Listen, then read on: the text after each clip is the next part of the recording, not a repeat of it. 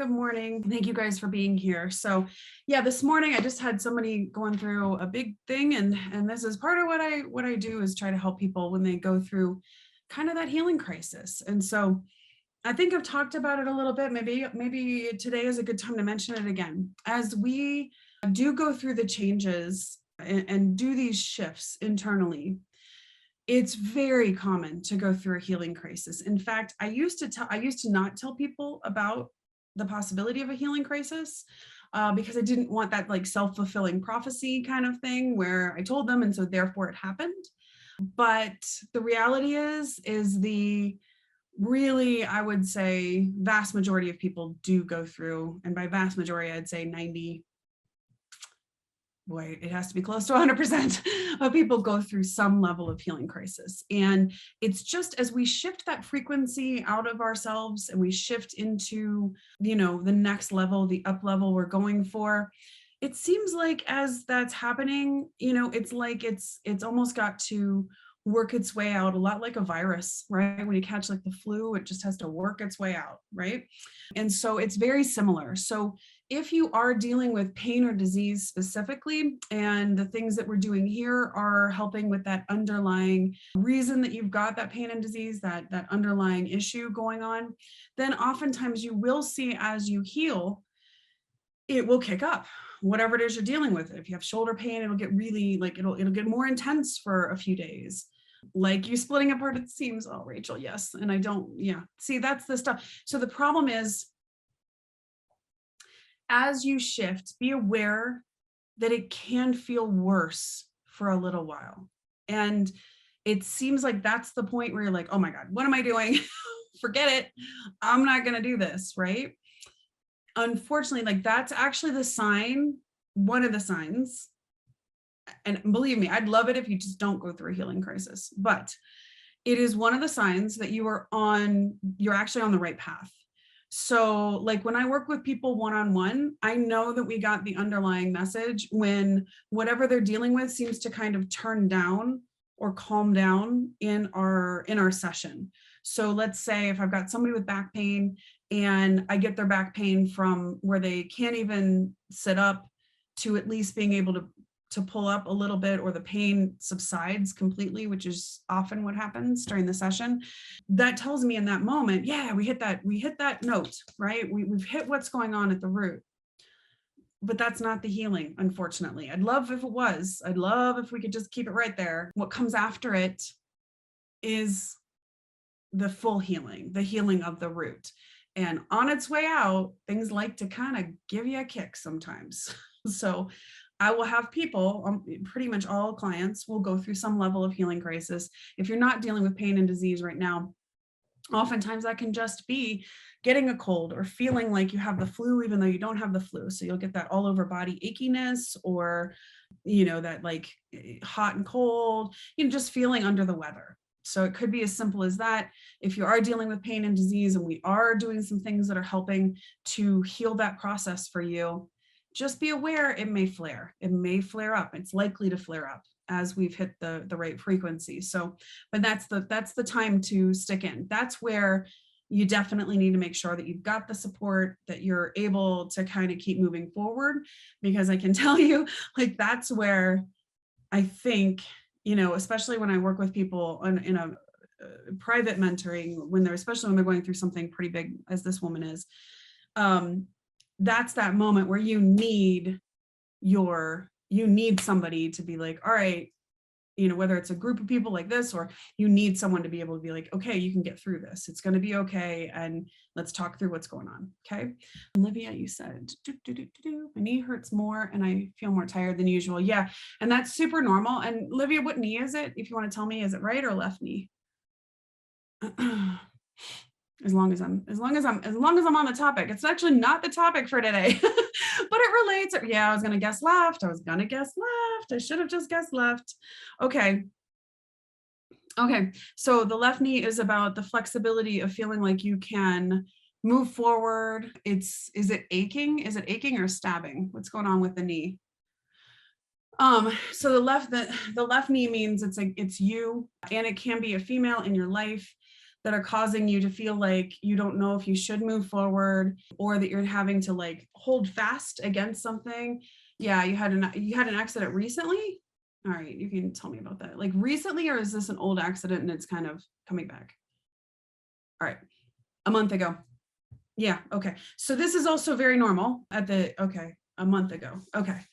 Okay, so that's actually also very normal. So pay attention to what you're doing.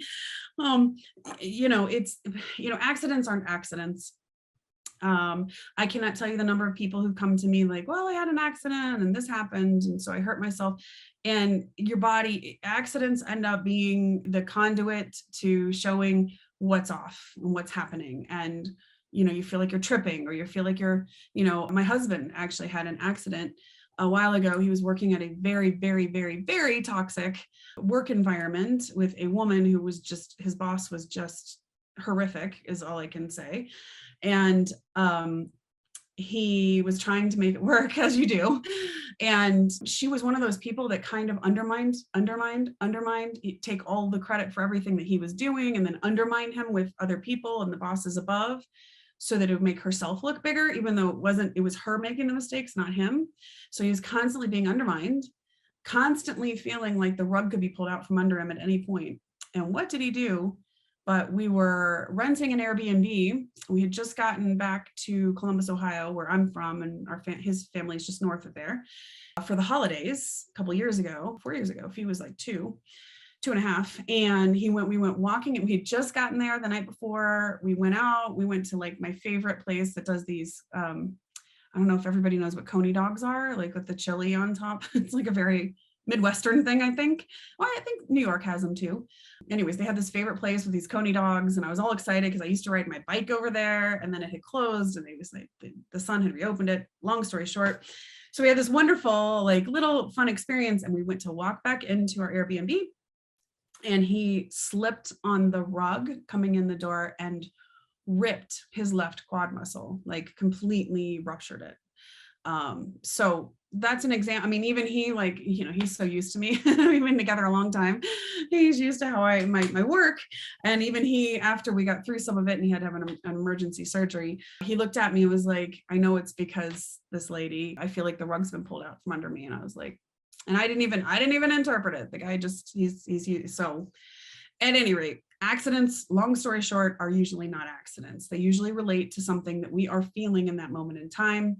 And it happens so often. I mean, that's a whole other topic I guess I could go off on, but okay. So today though, aside from that, so Livia, that's one thing to focus on, is like, where can you make it easier to be confident in your stepping forward and confident in your ability to move forward with ease and with flexibility?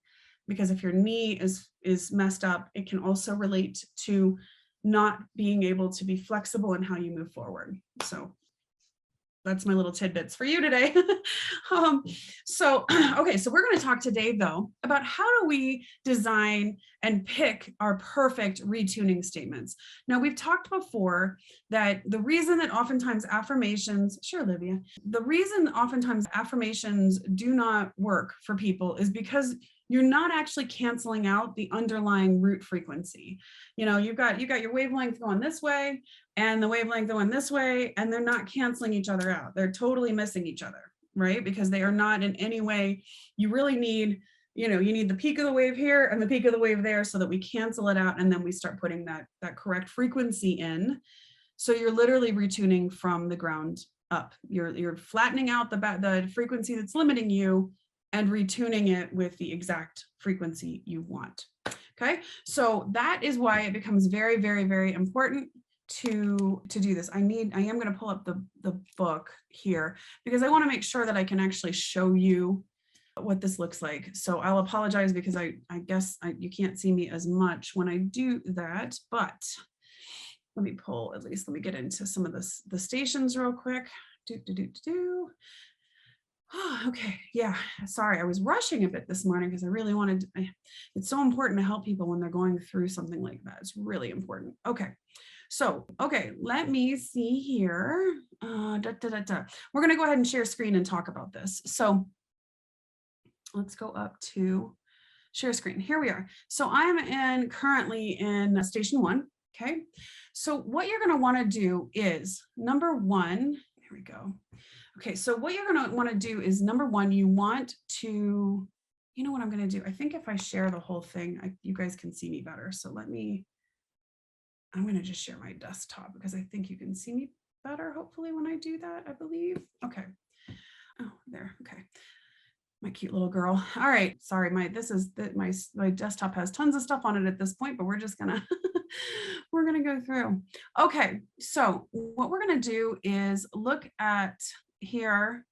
This is station 1. So the first thing you're gonna want to do is we talked about a couple days ago your particular flow factor, right? So the first thing you're gonna want to do is take a look at what is your first number? What is the top number that you're dealing with, right? And let me see here. We can see you in the small screen. It's just difficult to see. Let's see what I was drawing. Gotcha. Thank you. All right. Well, then we'll do the desktop because we'll do just the book because it might be easier so you guys don't have a ton of, okay. Here we go. Thanks, Joan. All right. So what you want to do is you want to take that first number. Okay. And I know most everybody had 3. We're going to let's go forward to 3 because sorry guys, that's really annoying. Just try not to watch it scrolling by as I do this. Actually, what I should just do, let's do this. That way you guys don't have the whole thing. Let's go down to 3. Let's see. Okay, that's still 2. All right. As we scroll forward, we'll hang in. We're just going to go to 3 as an example because it's going to be, there we go. Okay, there's 3. And okay, so let's see. So everybody pretty much had 3. Now that was at least everybody who was live on Zoom that day. I know we had some other ones. We had some 4s and some 5s as well. We'll just do 3 as an example because it'll make it easy for you to be able to decide what to do.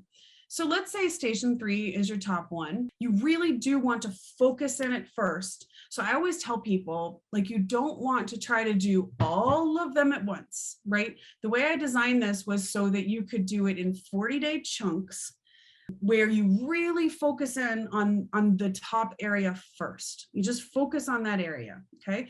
We do maybe have some related things, and you can pluck, a retuning statement or 2 from some of the related, number 2 and number 3 on your flow factor, but you don't want to try to do everything. I just had somebody, a new client actually the other day, and she came and I was like, woo, we were starting at like very early in life, and there was just a lot going on. So we needed to hone in on like, what was the most important thing, because we need to start there so that we can shift that. And it's the same kind of thing here. It's like, if you try to do all of it at once, your energy is so scattered. You can imagine having, too many windows up at once on your computer. It's like, what am I doing? Or having too many obligations at once. What am I doing? It's scattering your energy. If you focus in on one at a time, so you can do like the first 40 days could be your top station, the next 40 days could be your next station, and the next 40 days can be your final station.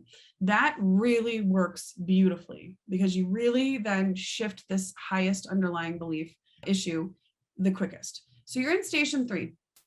What you want to do is, if station 3 is your top one, or whatever's your top one, you go in and I want you to start working through this workbook section. I think most of you already have, which is fantastic. So as you're working through it, you want to make sure that the areas as you're reading it that you go, oh God, that's neat. That's exactly what's going on. I get it. That's my pattern, whatever. When you have that like visceral moment feeling, that is where you want to find one of these retuning statements. Okay. So let's say you realize that you're not feeling good about yourself. You don't have good self-confidence. You don't feel like you can, you don't have high self-worth, whatever that is. Now what you want to do is, if that section's really resonating with you, you go down to the workbook, the questions, okay?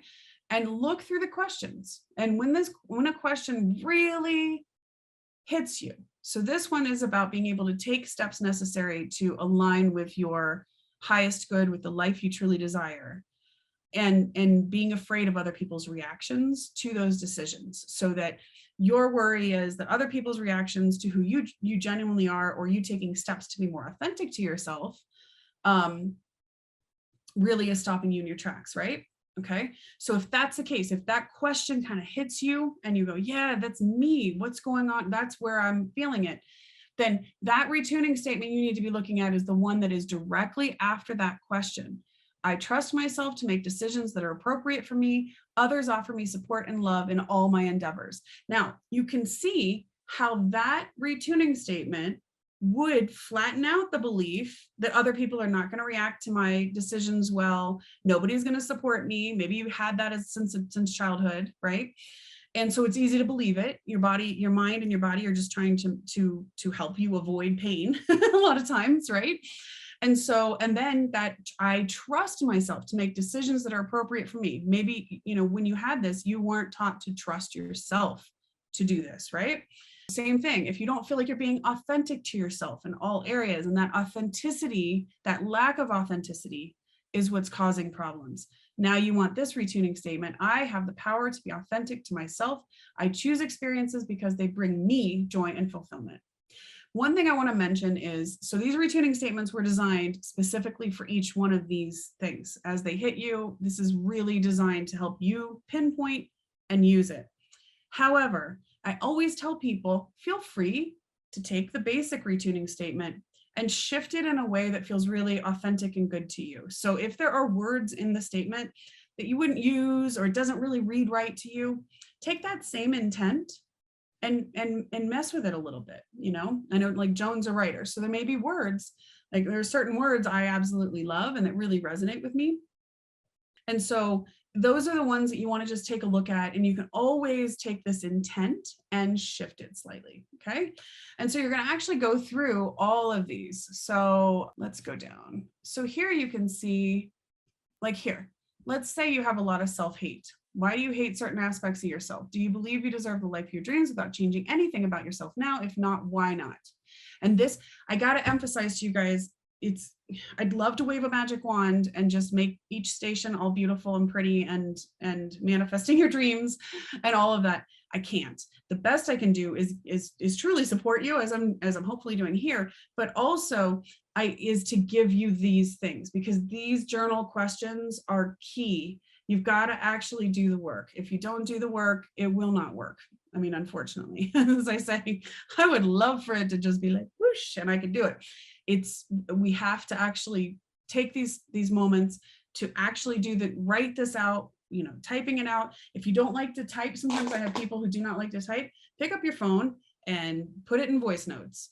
It's really important to get it out of you and actually do those things. Okay, actually do these questions. So let's say, this one, you're like, oh God, yeah, man, I do feel like I hate certain parts of myself, and I do feel like I'm not giving myself self-love. Okay. And I do feel like I don't deserve what I desire right now. I really do feel that, right? And you'll feel it. Then that I deserve all that I desire right here, right now, right as I am, is a good one.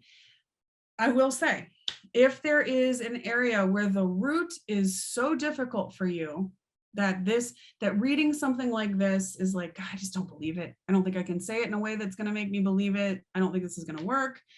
Then you can take a baby step. So if I have clients, for instance, that have that, where they're just like, I just can't go all the way to, I deserve all that I desire. I just can't. My whole body is revolting. I can't do it. Okay. So instead you could say, I could see a time when I would deserve all that I desire. Okay. Or I believe that I can get to a place where I deserve all that I desire. Okay.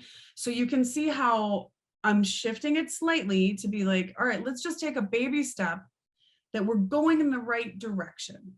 Right. So if it's something like that, that's just that visceral of a response in your body that you're like, I know I need this, and if it's that visceral of a response, you do need it. You can just take that statement and turn the volume down just a little bit to where you could believe it. Can you see how that would, hopefully that makes sense.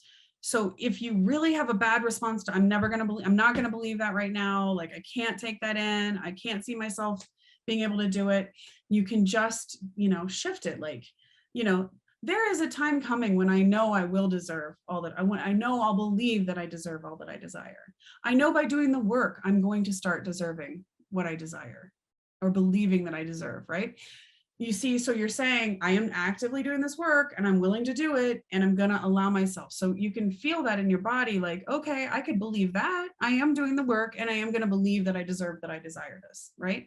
And so do that for like, well, a week and a half, maybe, and then go back to the stronger statement. See if you can start to believe the stronger statement after doing the sort of baby step statement for a little bit. Okay, so that is basically how you want to do this. Now, let me add to this.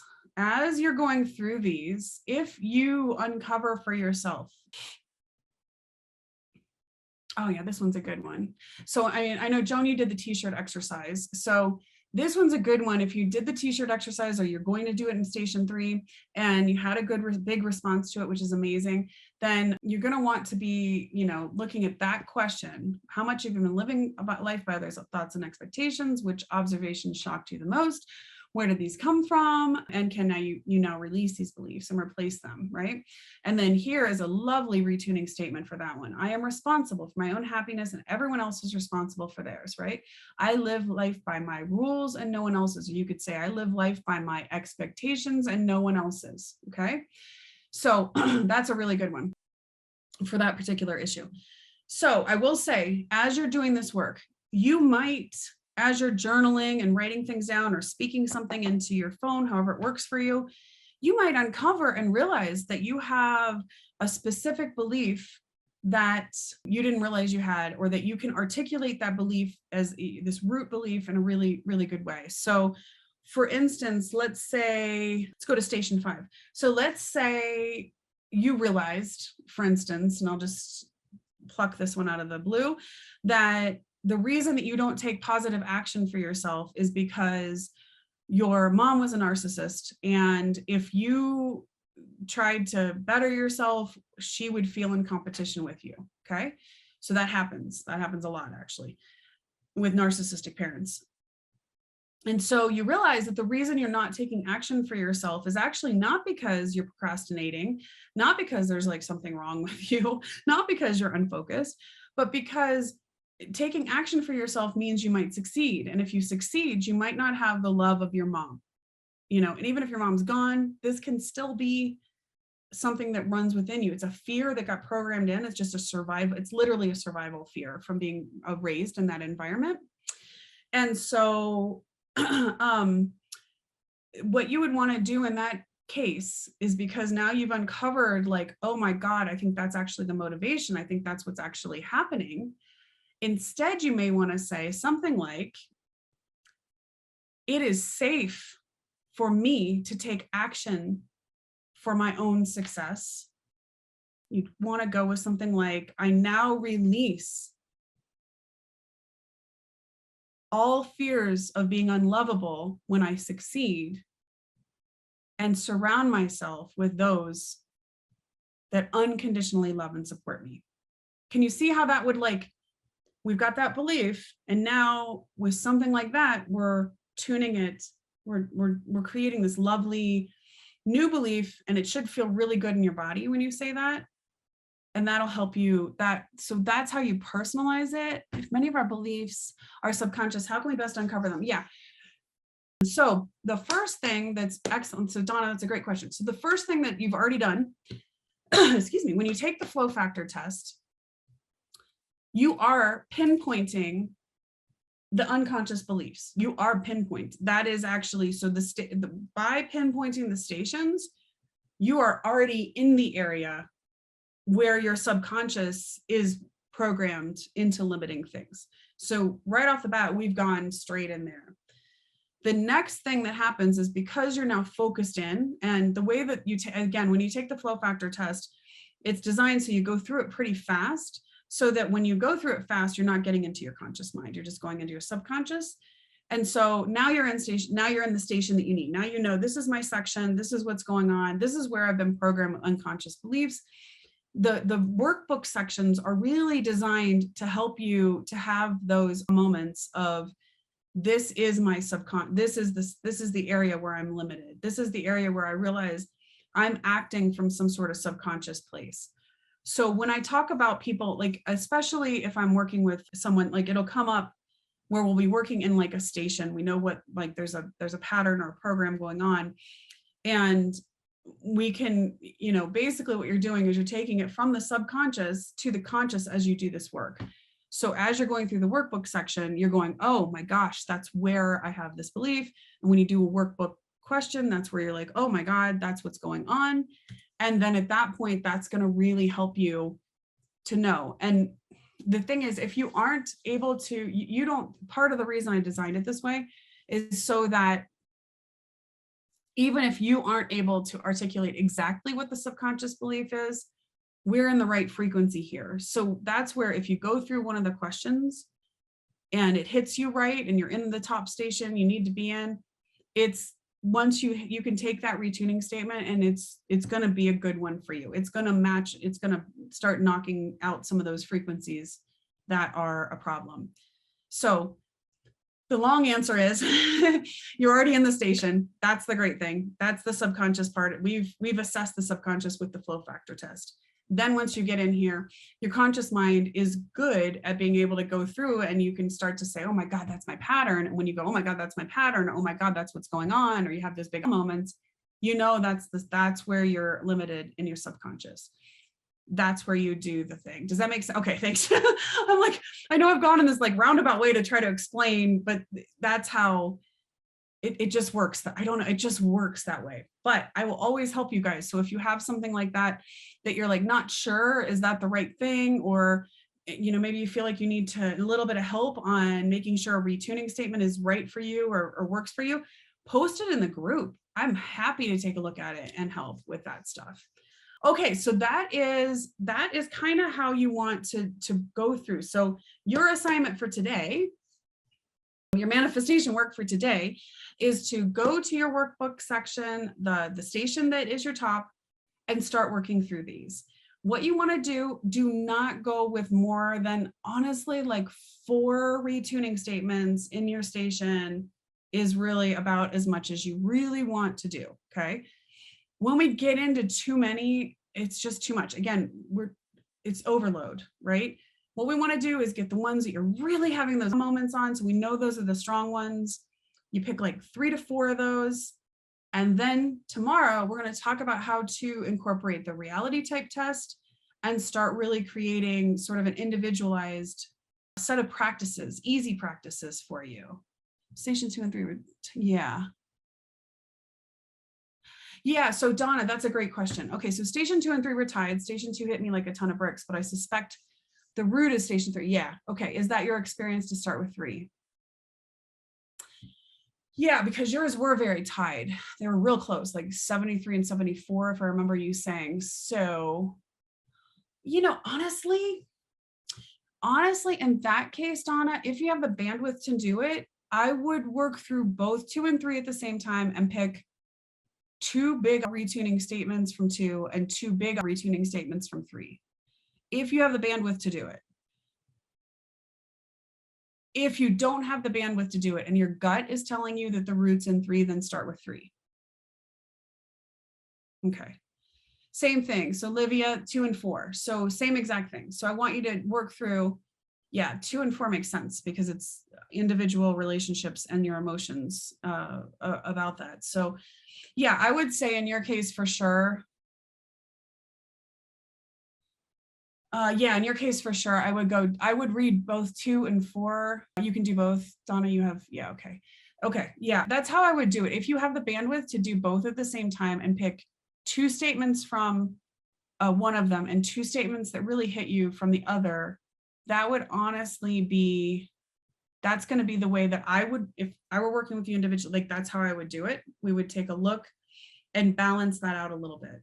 So see where your moments are. And guys, feel free, put this into the group. I am more than happy to help with taking a look at that, making sure that we have this tuned in for you properly. Because, my goal always is to make this kind of like change for you as effective and easy as possible. I get there in a rather long way because I love to make sure everybody has all the explanation they need to be able to do things. But once we get there, I try to make it as easy and effective for you as I can. So let me know if you need some extra help with that. Tomorrow, we're going to have a lot of fun coming up with. So if you've done the reality type test, which you probably have, make sure to bring your results. Or if you haven't taken it, just take it. It's like 5 minutes, maybe.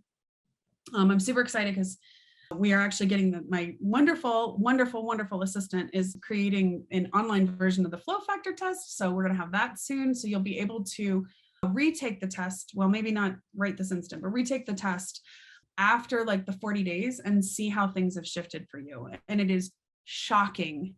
It will be shocking to you to see how different things are. It's amazing how effective it actually is. I'm blown away every time, and I've been doing this for a very long time. So, all right, sending you guys so much love. So tomorrow, bring your reality type stuff. We're going to have some really good, we're going to have some fun creating something that's going to feel really good to you going forward. And I think that's good. I think that's it for today. Thank you guys. This was so helpful. Yeah, I'm so glad, Joan. So just get started with this part of it. Please, the other thing I want to say before we go, do not be hard on yourself. We all end up, especially any of us, people that are empaths and people that have station 3, as I know a lot of you guys do, can end up wanting to kind of like, thanks, Donna. And I love having you guys here. So we can be really hard on ourselves and we can try to push ourselves forward. And I'm going to ask very nicely to your spirits, don't push. Like don't push, just be so, thanks, Livia. Thank you. You are too. Just be so gentle as you go into this process. Okay. I've had people who've said to me, oh, I need a kick in the butt. Like, no, you don't. Nope. If you come to me saying you need a kick in the butt, you've been probably kicking your own butt way too long. So I'm not going to be the one to come to if you want. Yeah, sure. Yes, Rachel. And so, yeah, so I want you to please be very, very gentle with yourself as you're moving forward here, because it's just bring as much gentleness and love as you can for yourself. Okay. That's the basic message I want for today. You're not pushing yourself through this. We're going to design this in a way that's really gentle to you, that feels good, that's easy for you to do, that feels supported. Okay. All right, that was my final message for today, I guess. Thanks so much for being here, you guys. Sending you so much love as always. And I will for sure see you guys tomorrow. Thank you so much. See you soon. Bye.